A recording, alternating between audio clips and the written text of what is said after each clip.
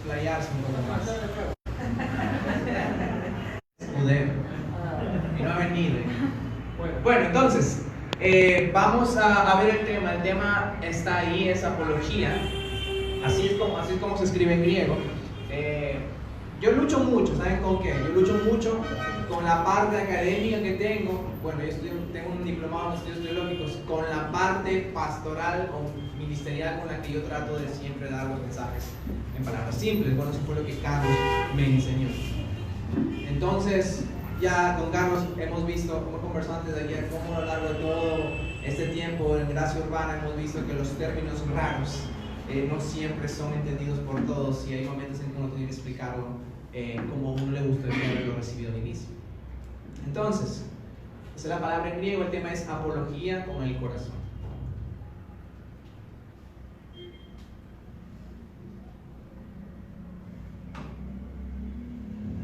Entonces, vamos primero con la palabra etimología. ¿Alguien sabe lo que es etimología? Estudia les. Muy bien, las palabras. Etimología es la ciencia que estudia las palabras. Y miren, yo nunca me voy a olvidar de un profesor que yo tuve en Beta 3, cuando existía Beta 3, antes de ingresar a la universidad. Era un profesor de lenguaje, él era abogado, pero se dedicaba a enseñar lenguaje. No me acuerdo exactamente cómo se llamaba, pero él siempre hacía énfasis en la etimología, porque me decía que si tú desconocías una palabra, si tú sabías las raíces de lo que significaba, tú podías entender lo que significaba la palabra en realidad. Por ejemplo, ¿alguien sabe lo que es poliomielitis? Es claro, es una enfermedad porque itis es infección. Polio es... No, polio es, creo que es amarillo, creo el término, y miel es de médula, entonces es la inflamación de la médula amarilla o algo así. Entonces el tema que vamos a llevar, bueno, que estamos viendo es con respecto a las letras, y cuando ustedes se encuentren con una palabra que no entiendan, traten siempre de partirla. Por ejemplo, la palabra apología viene de dos vocablos griegos, apo, ¿sí es? Apo, que significa, es una preposición que es desde, y logía, que es palabra o ciencia. Así que, ¿qué es apología? Esa es la cara de Sammy cuando le dijeron, ¿qué es el evangelio? Esa es la cara de Sammy, cuando a Sammy le pregunté, ¿qué es la Biblia para ti? Me acuerdo, claro, el manual de Biblia. Génesis, el primer capítulo. El Génesis capítulo 1. Hablando filosofía, te digo. Eso es la cara de Sammy cuando Jesús le dijo que sí. Eso no me lo esperaba.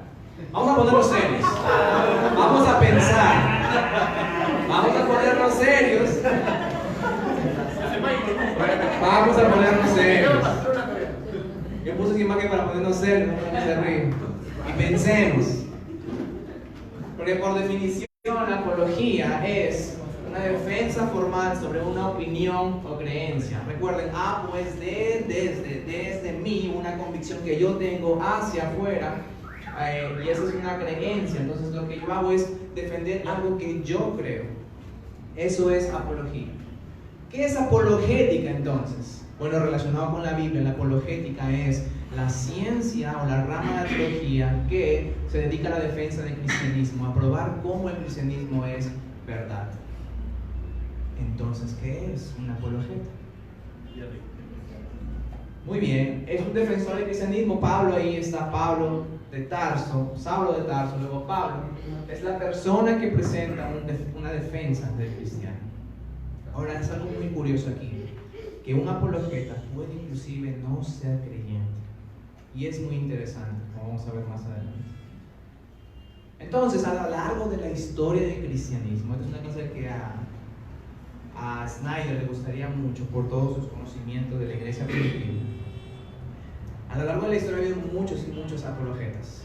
Tal vez ustedes han podido leer a Justino Mártir y Tertuliano, que lucharon contra gente que se reía y se burlaba acerca de lo que creían nosotros, bueno, ahora como cristianos.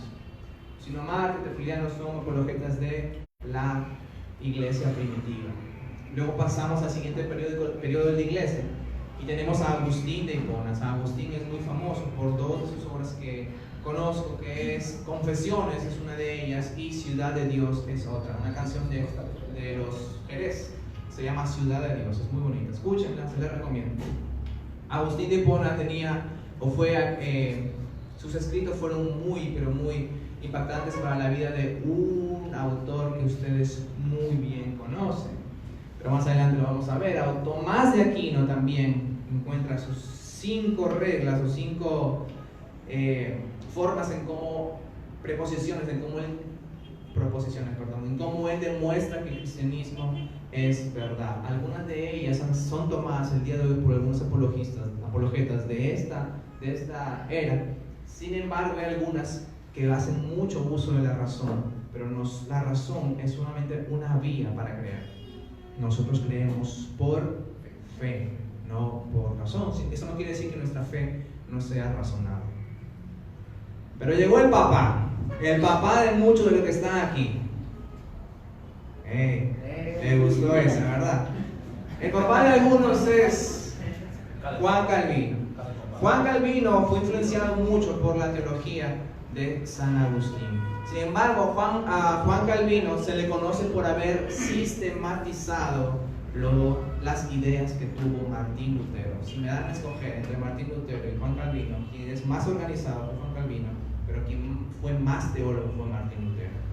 Así que los calvinistas, o algunos como se llaman así, son aquellas personas que a lo largo de los escritos de Juan Calvino y sus libros que tiene, las personas que siguen las doctrinas que él a través del estudio de la Biblia encontró, se le conoce como calvinistas. Si no se han encontrado con algún calvinista, gracias a Dios. Espero que se encuentre un calvinista moderado que les sepa guiar lento, poco a poco, y no les llene la cabeza de un bibliazo. Seguimos. Ya pasamos casi a la edad contemporánea. B.B. Warfield, de la escuela de Princeton, fue uno de los más destacados en la apologética de Estados Unidos. Pero como todo ser humano hay problemas, y como todo ser humano siempre hay algo de nosotros que carecemos. B.B. Warfield tenía un problema, y uno de los problemas es que él creía que a través de la razón uno podía hacer que otra persona crea en el cristianismo. Pero a contraste de él apareció Abraham Kuyper. Abraham Kuyper fue el primer ministro de Holanda, es decir, vamos a poner el cargo de presidente de Holanda, un presidente cristiano. Imagínense, Abraham Kuyper no creía lo que creía Warfield, pero lo que él sí creía, lo que él desechaba era que no es posible, él también tenía sus errores, él decía que no es posible razonar con una persona que no es creyente. Así que no valía de nada hacer apologética con un no creyente. Eso es lo que creía Abraham Kuyper. Pero tenemos un mediador, vamos a decirle, alguien que tomó de ambos lados, tanto de la escuela de Princeton como la escuela de Holanda, las dos cosas, y lo que hizo fue unirlos, y Van Til es uno de los precursores de las presuposiciones. Sammy fue el que mencionó el año pasado. Sammy mencionó en la clase pasada, el sábado pasado, acerca de las presuposiciones. Todo el mundo tiene presuposiciones, todos, absolutamente todos. Y esos tipos de presuposiciones hacen en cómo tú veas la vida, o cómo tú actúas. Si yo presupongo que creo que Dios existe y que Él nos ha hablado a través de su palabra, pues voy a vivir una vida conforme a lo que Él ha hablado. Pero si yo creo que venimos del mono, yo soy biólogo por si acaso, si venimos del mono, somos descendientes mediante un cuadro de evolución, pues puedo vivir mi vida y hacer énfasis en las palabras de Pablo, pues comamos y bebamos, que mañana moriremos, porque al final no hay nada, no hay ningún propósito. ¿Qué propósito hay cuando tú simplemente eres parte de un sistema evolutivo? No existe razón o propósito. A contemporáneos tenemos a William Lane Craig. William Lane Craig es uno de los apologistas vivos el día de hoy. Craig lo que hace es defender la fe a través de un punto filosófico. La teología es hermosa, y más a las personas que le gustan. Las personas que les gusta la teología tratan de enseñarlo, no pueden quedarse con eso. Así que si tú te encuentras leyendo algo y no pudiendo quedarte, sino que tienes que compartirlo, vas por buen camino.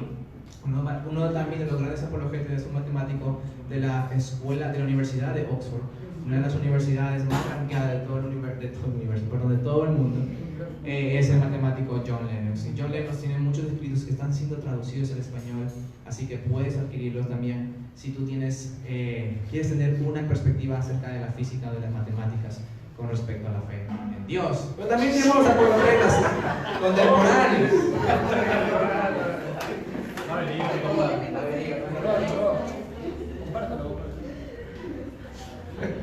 Tenemos apologistas contemporáneos que hace de Horacio Urbano, que hace 2 años a través de las redes sociales se han hecho un poco de atención a nivel local. Ahí lo tienen, como también tienen por ahí también he visto, de vez en cuando metiendo su cucharita por ahí, de una forma en cómo defender la fe, que más adelante vamos a ver si es la correcta o no. Pero hoy tenemos alguna lista de apologistas o apologetas que a lo largo de la historia han defendido la fe. Y tal vez el otro año, si ustedes hacen mucho énfasis de Facebook para defender la fe, se encuentren su foto en una diapositiva como esta. Así que, ¿cómo debe ser mi apología? ¿Cómo debe ser mi defensa del cristianismo? ¿Cómo puedo defender mi fe y no deshonrar a Dios en su palabra? No de esa forma, no como algunos de un movimiento llamado hipercalvinismo, y también puedo decir hiperarminianismo, han tratado de defender sus puntos de vista en forma de gritos, de insultos, y hasta el día de hoy hay gente que te insulta por no compartir lo mismo que tú crees, ¿verdad? Y lo curioso es que se dicen llamar ser cristianos, y es un problema porque deja mucho que desear y al mismo tiempo deja mucho que preguntarnos si esa persona está en la fe o no, porque del corazón habla la boca. Entonces, ¿qué hay en su corazón que hace que salga eso de su boca? Así que nuestro texto base, si tienen sus Biblias y no lo han traído, y si no lo han traído, arrepiéntanse. En 1 de Pedro, capítulo 3, versículo 5. Lean junto conmigo, por favor. 1, 2, 3. Sino santificad a Cristo como Señor en vuestros corazones, estando siempre preparados para presentar defensa ante todo el que os demande razón de la esperanza que hay en vosotros, pero hacerlo con mansedumbre y reverencia. Ese fue el primer versículo que traté de aprenderme hace 2 años, de memorizarme, cuando estaba estudiando en la academia.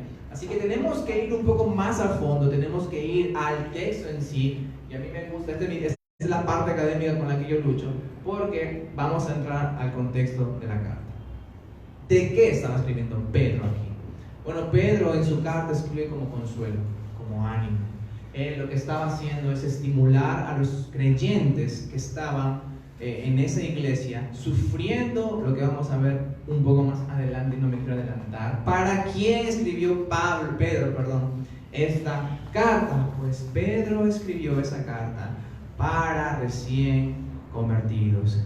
La primera carta de Pedro fue una carta escrita para gente que en su mayoría eran recién convertidos o bebés espirituales. Así un bebé como ese niño o recién convertidos como Bruno y Sammy. Así que fue escrito para recién convertidos. Así que Sammy, repite conmigo. Señor Jesús. ¿Por qué Pedro escribió esta carta? ¿Por qué? Porque toda carta que se escribe, todo mensaje que tú mandas en tu WhatsApp tiene un propósito. Todo lo haces con un propósito, con un mensaje, no lo haces de la nada. Bueno, había un hostigamiento, había una aflicción, había sufrimiento, había opresión de parte de los gentiles, es decir, quienes no eran judíos, hacia quien Pedro escribe la carta. Y el punto aquí principal es que había mucha opresión contra su fe. Y el día de hoy también hay mucha gente que lucha contra la opresión de su fe. Y no tenemos que ir muy lejos.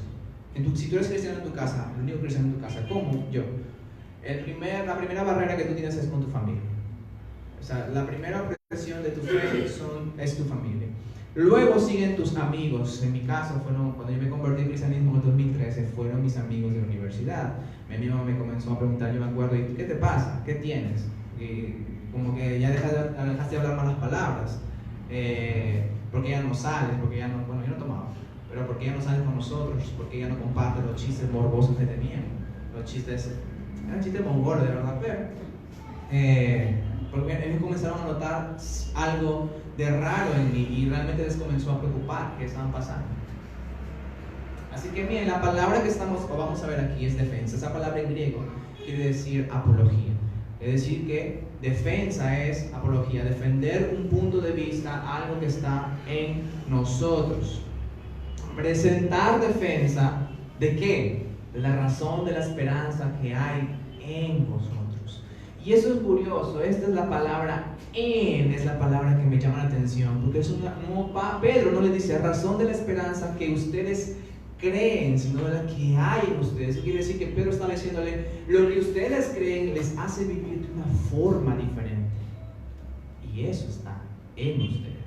Así que en este mundo, en esta vida, ¿cómo sabes que una persona es cristiana? Lamentablemente está asociada a la forma en cómo tú vives. Puedes tener la mejor doctrina del mundo, pero si tu corazón no ha cambiado, ¿cómo tratas a las personas? Si tu corazón no ha cambiado en cómo tú tratas a tu familia, o honras a tus padres, o tratas bien a tus amigos, si eres responsable con el dinero, reconociendo que el Señor es el dueño de todo y que tú simplemente eres un administrador de Él. Si eso no ha cambiado, es muy posible de que aún no estés en la fe. Así que la palabra defensa, apología, es una defensa con una esperanza. ¿Y qué es esa esperanza? Esa esperanza que Pedro bien sabía que una vez que la recibes, hay una antigua vida y hay una nueva vida. Hay un viejo hombre y hay un nuevo hombre. Según 1 Corintios 5:17, que todo que está en Cristo, nueva criatura es. Las cosas viejas pasan. He aquí es una vida nueva la que sale. Así que si tu vida no cambia, hay dos posibles respuestas. Y la más difícil de aceptar es que tal vez no estés en la fe. Pero la segunda es que tú estás viviendo un cristianismo muy inmaduro. Hay dos formas en cómo puedes manifestar tu falta de frutos ahí. Así que lo bueno es que el Señor produce esa garantía. Miren, yo he pasado pasé varias noches llorando, preguntándole al Señor si yo realmente era salvo. Y Romanos capítulo 8 dice que el Espíritu Santo te confirma. Así que si tú dudas acerca de tu salvación, por último, si no te lo preguntabas, pregunta acerca de tu salvación. Pues pide al Señor que te confirme. Él lo va a hacer, lo hice conmigo, también lo puede hacer por ti. Y hablando de vieja vida y hablando de nueva vida, vamos a ver una foto de Sammy con la mentira. Miren, esa foto fue tomada en el 2003. Fuimos a Huanchaco, Carlos, Bruno y yo, aunque no lo crean, ese es Bruno. Carlos con algunos kilos menos y yo también con algunos kilos menos. 2013, 2015. Esa foto fue tomada el domingo 24 de mayo del 2015, un día antes de mi cumpleaños, celebrar mi cumpleaños ese día. Bueno, curiosamente, la primera foto la tomó Annie, perdón. La segunda foto, Annie está al lado de Carlos, la tuve que cortar, porque era mi ejemplo, tenía que darlo. Y miren hasta dónde nos ha traído el Señor para su gloria. Esta foto es tomada la semana pasada y hasta aquí nos ha traído el Señor. Y yo no quiero hablar tanto de esto sin decirles que en todos estos 5 años que han pasado, Dios ha cambiado nuestras vidas. Y esa es la fe que está hablando Pedro, esa es la fe que tú vas a defender. Tú no puedes defender una fe que tú no vives. Te da vergüenza. Y no te dan ganas de leer, no te dan ganas de estudiar. ¿Por qué? Porque no la estás viviendo. ¿Para qué voy a vivir una vida? ¿Para qué voy a defender una fe de la cual yo no estoy viviendo? Así que si tú no tratas de defender tu fe cuando es atacada, cuando lo vamos a ver más adelante, es porque tal vez aún no estés en la fe. Así que una primera observación: la fe cristiana es totalmente capaz de ser defendida de manera razonable, porque somos seres racionales, nuestras vidas cambian. Y si mi vida cambia es porque yo puedo demostrar a través del cambio de mi vida que es razonable el cristianismo. Ahora eso no quiere decir que que Bruno, Carlos y yo nos hemos convertido en santos de una vez, o sea, de un día para otro, no. Cada uno hemos tenido nuestros tropiezos, algunos diferentes de otros, todos, algunos tienen luchas con áreas específicas que otros no tienen. Y hay que saber identificarlos para poder luchar contra ellos.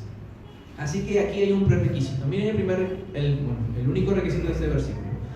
Santificad, dice la palabra, a Cristo como Señor en vuestros corazones. La palabra santificada aquí quiere decir que tú hagas que Cristo sea más hermoso y más glorioso, y que sea visto por lo que Él es. Y lo curioso es que dice santificad a Cristo no como Cristo Salvador, sino como Cristo Señor. Y esto se relaciona a cómo vives tu vida. Si tú dices que Cristo te salvó de tus pecados, es porque Él es tu Señor. Y si Él es tu Señor, tú vas a vivir tu vida como Él te dice que es, no como a ti te da la gana. Así que santificas a Cristo como Señor, ¿en dónde? No en tu forma de tratar, no en tu forma o en tu conducta, porque eso puedes tú cambiarlo. Eso, mire, la conducta cualquiera lo puede cambiar.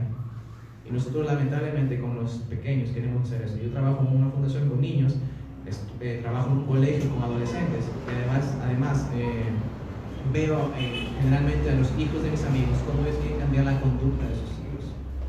Que no hagas esto, que no hagas lo otro, que no hagas lo de aquí, que sí esto, que sí lo otro. Hay momentos que se debe decir eso, pero hay momentos en que tú tienes que explicarle por qué haces eso y por qué sí hacer esto. Y eso es lo que Pedro está diciendo. Santifica a Cristo como Señor, es decir, haz que Cristo sea glorioso como el Señor de tu vida en tu corazón, porque es tu corazón quien te mueve a hacer cosas. Es tu corazón quien te ayuda a hacer las acciones. Recuerden que Cristo está más enfocado en cambiar tu corazón que tus circunstancias. Así que si tú estás pasando circunstancias difíciles que todo cristiano ha de pasar aquí, en esta vida. Miren, hace unos momentos estaba haciendo ejercicios y me di cuenta, y bueno, en uno de esos hice un mal movimiento y me salió una R. Y en ese momento yo me quedé como que, wow, no, pero ¿por qué? O sea, Señor, estoy bien, estoy yendo a la iglesia, estoy sirviendo, estoy diezmando, estoy ofrendando, estoy dando clases, ¿por qué me pasa esto? ¿Qué estoy haciendo? Me estoy quejando de una forma no a lo que Dios es, me estoy quejando a estoy presentando mi deseo que choca contra el deseo de Dios. Tal vez el Señor quiere que entienda que yo me estaba volviendo autosuficiente. Y el Señor me está diciendo, no, Julio, tú dependes de mí. Y es curioso porque eso choca con nosotros. Muchos de nosotros queremos salud, muchos de nosotros queremos dinero. Y el Señor nos manda enfermedad o nos manda pobreza. Hay un proverbio que dice, Señor, no me des más de lo que necesito, ni menos de lo que necesito, dame lo suficiente. Porque si tengo más, me olvidaré de ti. Si tengo menos, te deshonraré. Así que todas las circunstancias que tú estás pasando en esta vida fueran mandados por el Señor. Lamentaciones 3, 37, 38. No hay nada en este mundo que no ocurra sin que Dios haya dado una orden que suceda. Si tú le echas la culpa al diablo, déjame decirte que el diablo simplemente es un mediador de parte de Dios. Satanás está sujeto al Señor. No hay nadie que tenga más autoridad que Él. No le eches la culpa. No hay un demonio en la flojera. No hay un demonio de la pornografía. No hay un demonio del suicidio. Los demonios pueden susurrar consejos, pero al final, con quien trabaja, quien hace las acciones es uno mismo. Y eso es lo curioso, porque muchos de nosotros creemos en que nuestras circunstancias son las que nos gobiernan. Por ejemplo, una de las palabras salud. Por ejemplo, una de las personas, algunos jóvenes decían cuando yo estaba en la universidad, es que caí presa del amor por tal persona. O caí completamente enamorada de ella. Cuando tú te pones a pensar en las palabras, caí presa del amor, caí completamente enamorada. Al final tú no tienes la culpa de estar enamorado. ¿Te das cuenta de esto? Al final tú estás diciendo, no, o sea, hay una fuerza que no puedo yo detenerla y caí presa de eso. Cuando en realidad quien toma las acciones eres tú. No hay otra persona que sea responsable, salud de nuevo. No hay otra persona que sea responsable acerca de tus acciones. Solamente tú eres responsable de tus acciones y por eso Dios va a juzgarte a ti por tus acciones. El día del juicio es por las acciones, por las obras. Recuerden eso, quien ama a Cristo dará buenos frutos, quien no ama a Cristo dará malos frutos.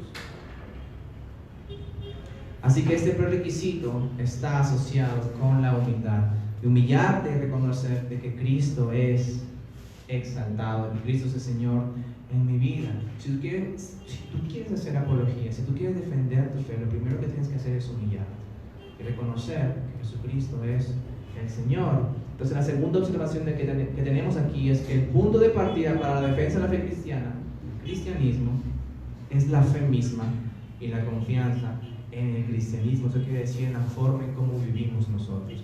Una vez más les repito, en este mundo la fe no está asociada a lo que tú crees sin que dé frutos. Una vez más lo repito. En este mundo la fe no está asociada a lo que tú crees sin frutos. En este mundo, Jesucristo mismo lo dijo, todo está asociado a tus frutos. Por sus frutos los conoceréis. No dice por su doctrina lo conocerán. No dice por las clases los conocerán. No dice por el conocimiento los conocerán, sino por sus frutos, por sus acciones. Y eso es algo que me cuesta porque yo leo mucho y yo digo, wow, ya terminé esto bien, pero si no hago una acción buena, si no hago, inclusive Santiago dice que todo aquel que sabe qué es lo bueno y no lo hace, también es considerado como pecado. Por eso David creo que oraba en uno de los salmos, Señor, líbrame de los pecados que me son ocultos. Entonces, hay una preparación, es decir, que si alguien demanda razón de la esperanza que hay en vosotros, eso quiere decir que en cualquier momento alguien te puede preguntar acerca de tu fe. ¿Y cómo ocurre eso? ¿Estás preparado para eso? Si en ese momento te pregunto si tú estás preparado para defender el cristianismo, ¿cuál sería tu respuesta? Jesús murió por mí, ¿ok? ¿Cómo? ¿En qué momento de la historia? ¿Te has puesto a pensar en eso? Todas las personas que están aquí han sido salvadas, están preparadas para predicar un domingo dominical. Bueno, los hombres, yo creo que las mujeres no deberían predicar los domingos. Jesús. Así que aquí, ¿verdad? Muy bien. Los sábados no predico. Entonces, me refiero a que las personas pueden predicar. ¿Y qué pueden predicar? Su testimonio. El testimonio de las personas está dividido en la siguiente forma. Primero, que esa persona está en pecado. Segundo, que alguien vino y le predicó. Y tercero, que esa persona glorifica a Dios ahora porque hubo un cambio de corazón. 3 puntos de los cuales cualquier persona puede predicar. Y si tú no estás preparado para predicar, cuando se te demande esto, ¿qué estás creyendo? O sea, esa es la pregunta, ¿qué está pasando con lo que tú crees? Así que esta preparación no es una preparación intelectual.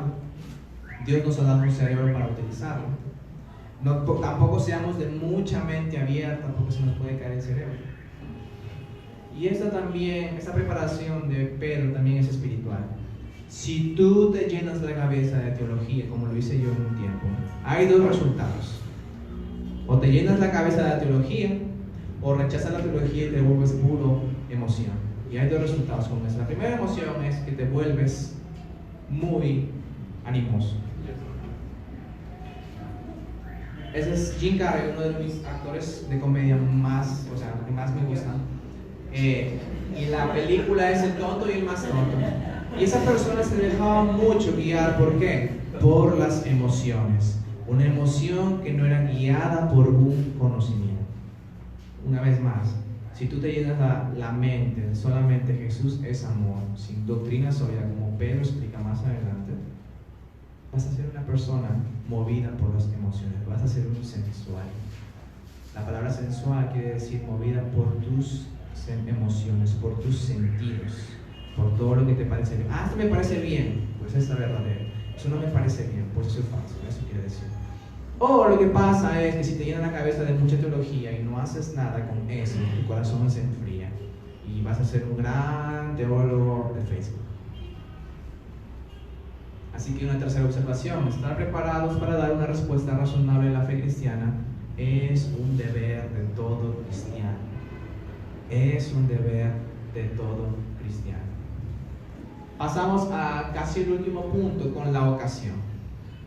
¿Qué tiene que ver la ocasión? ¿Cuándo presentar defensa de la fe? Si vimos más adelante dice, estando un domingo, un sábado, una semana, no, siempre. Estando preparado siempre. Eso quiere decir que toda tu vida tienes que estar caminando con el Señor. Si no, va a pasar esto. Miren, esa persona, o lo que quise retratar con esa imagen, es que una persona cambia su vida y ahora comienza a dar en lugar de estar exigiendo y recibir. Por lo tanto, ese tipo de acciones que antes no pasaban en tu vida, alguien lo va a notar y alguien va a comenzar a dudar de eso. ¿Qué te está pasando? Tú no eres el que yo conocía antes. Si tú antes robabas, ok, ¿qué pasó? Ya no estás robando. Si tú andabas con mujer y mujer, ok, ahora andas solo. ¿Qué pasa contigo? Alguien va a ver tus acciones y alguien te va a preguntar qué estás haciendo, y ese es uno de los bellos momentos en donde tú puedes compartir la fe. Bruno y yo estuvimos haciendo papeles para lo de la visa para Dominicana y nos fuimos a tomar un jugo, y en uno de ellos se encontró con un amigo de él de la universidad, y cuando lo saludó, Bruno le dijo, hey hermano, y Bruno lo primero que dijo fue, sí, el servicio en la iglesia, y el chico le dijo, hey, yo también me he convertido en cristiano, me he bautizado hace una semana. Bruno se alegró tanto, lo abrazó, le dijo, felicitaciones, yo también estaba ahí tomando mi jugo expectante de lo que estaban conversando. Y fue una alegría porque, Bruno lo primero que compartió con él fue el cristianismo, su iglesia. Y eso es lo que deberían nosotros, o no hablarlo. Hay una frase que dice, predica todo el tiempo y si es necesario, abre tu boca. Miren, yo no soy tan partícipe de eso. ¿Por qué? Porque Romanos capítulo 10 dice que la fe viene por el oír. Y la gente no va a oír lo que yo estoy haciendo. Lo que yo estoy haciendo se ve a través de los ojos, pero es una buena oportunidad para este último punto: compartir la fe, el evangelio, las escrituras. La pregunta es, ¿estás leyendo tu Biblia? ¿Te estás llenando la escritura para que en un momento tú puedas compartir eso? ¿O qué estás haciendo con tu vida? ¿Cómo estás viviendo tu vida? Ahora, en este punto también quiero aclarar que no siempre, por más que te pregunten, es necesario compartir el evangelio. ¿Por qué? Jesucristo dijo que no eches las perlas a los cerdos. ¿Qué quiere decir eso? Que cuando tú veas que hay una pregunta malintencionada, que en lugar de querer aprender, lo que quieren es pelear, no respondas. Eso es lo que Jesucristo quiso decir, que no echen las perlas a los perros. Porque hay mucha gente que no quiere aprender, mucha gente que no quiere saber la verdad, lo que quiere hacer es burlarse. Y ese es el contexto donde no es necesario predicar. Y el problema está que nuestro corazón es muy rebelde, porque es lo primero que hace. Cae en la tentación de responderle, porque creemos que tenemos toda la razón, y a veces la tenemos, pero hay contextos en donde no se debe compartir el evangelio. Cuarta observación: existe la posibilidad de comunicación entre el no creyente y el creyente, porque hay un fundamento. ¿Qué es lo que estaba pasando? Van Til decía que hay personas que conocen a Dios de una forma, pero también no conocen a Dios de otra forma. Conocen a Dios a través de la naturaleza, pero no conocen al Dios espiritual. Y eso es lo que pasa. Hay un terreno neutral. John Piper dice que es una plantilla. Hay una plantilla en el corazón del hombre donde encaja perfectamente la pieza que le falta, que es la fe en Dios. Es como un rompecabezas, donde una pieza exacta donde encaja. Todos tenemos ese lugar donde encaja la pieza. Y esa pieza viene cuando es predicada la palabra de Dios. Y como uno de los últimos puntos tenemos la manera en cómo hacer apología. Si tú no has hecho esto, es momento de arrepentirte. Si te gusta defender la fe de una forma, como dice Pedro, hacerlo con mansedumbre. El sinónimo de mansedumbre es humildad. Mansedumbre y reverencia. La manera en que Pedro quiere que hagas eso es a través de la humildad y la reverencia. No volando cabezas, como muchos de aquí hemos hecho. Esa no es la forma en como Pedro está diciendo. Pedro está diciéndote de hacerlo con mansedumbre y reverencia. No de una forma irada. Y eso es lo que mucho pasa en Facebook, aunque tú lo notas en las palabras que escriben. No defender la fe de una forma irada. Y esta imagen me hace recordar a Sansón. A Sansón, cuando le matan a una de sus esposas, la queman, porque tuvo dos esposas. La primera esposa filistea la quema viva. Dice que Sansón se enojó tanto que la palabra hebrea ahí quiere decir que humo salieron de sus narices. Así que si tú estás enojada, Pablo tiene un consejo para ti: que no se ponga el sol sobre vuestro enojo.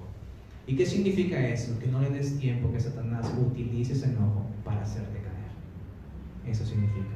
que no se ponga el sol, que no atardezca, vamos a poner esa palabra, que no sea tarde en el enojo que tú tienes. Ábrelo, dile al Señor, y si tú puedes resuélvelo, resuélvelo, especialmente lo si es posible. Hay un peligro aquí en la manera y el cómo. ¿Cuál es ese peligro? Las siguientes plataformas no son un buen lugar para hacer apología.